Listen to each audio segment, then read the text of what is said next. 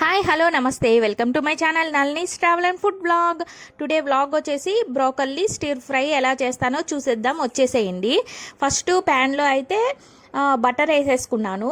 Oil అయితే use చేయకూడదు, ఇది అయితే డైట్ ఫుడ్ కాబట్టి.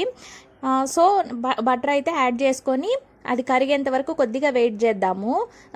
ప్యాన్ అయితే మనము సిమ్లో పెట్టుకోవాలి, బికాస్ అది తొందరగా ఇదైపోద్ది అనమాట.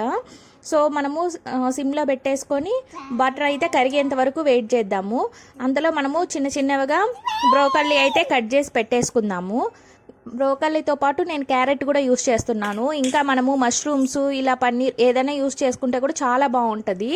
సో నేను ఈరోజు అయితే బ్రోకల్లీ అండ్ క్యారెట్ అయితే యూస్ చేస్తాను. ఇప్పుడైతే బటర్ అయితే కరిగిపోయింది. ఇప్పుడు నెక్స్ట్ క్యారెట్ యూస్ చేస్తున్నాను. ఇంత పీస్ అయితే యాడ్ చేసుకోండి. మనమైతే దీంట్లో ఒక్క చుక్క కూడా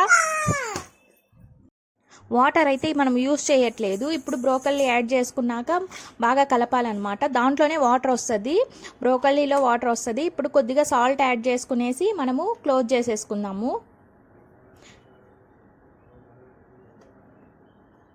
సిమ్లో పెట్టేసుకుందాము. స్టవ్ అయితే సిమ్లో పెట్టేసుకొని మనము ఫ్రై చేసుకోవాలి. చూసారా వాటర్ అయితే ఎలా వచ్చింది. సో మనం కొద్దిగా కూడా వాటర్ అయితే యాడ్ చేయలేదు. మనం క్లోజ్ చేసుకున్నాము. అలానే స్టిర్ ఫ్రై చేసుకుంటాము, సాల్ట్ యాడ్ చేసుకుంటాము, అంతే. సాల్ట్ ఇప్పుడు దగ్గరకైతే వస్తుంది. వాటర్ అయితే అయిపోయిందనమాట, కుక్ అయింది. ఇది హాఫ్ కుక్కే చేసుకోవాలి. సో మనము ఇలా చేసుకున్నాము. నెక్స్ట్ అయితే మనము పెప్పర్ పౌడర్ అయితే యాడ్ చేసుకుందాము. నేనైతే బ్లాక్ పెప్పర్ పౌడర్ యూస్ చేస్తున్నాను, అంతే. ఓకే ఫ్రెండ్స్, ఇలా ట్రై చేసి చూడండి. వెయిట్ లాస్కి అయితే చాలా బాగుంటుంది. Thank you for watching my videos. Please like, share, subscribe. మీకు ఎంత కారం కావాలో అంత పెప్పర్ అయితే యూస్ చేసుకోండి.